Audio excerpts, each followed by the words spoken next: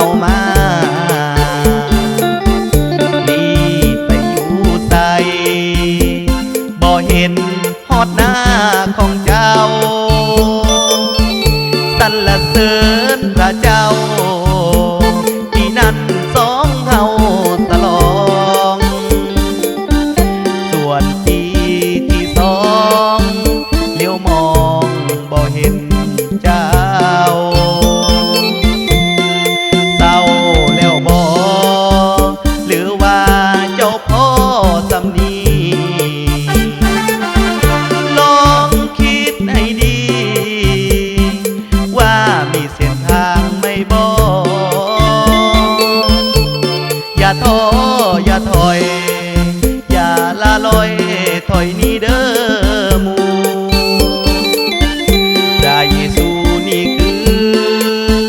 เส้นทางไปสู่สวรรค์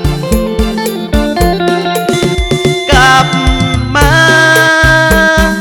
หาพระเจ้าได้บ่เจ้าอย่าไปท้อถอย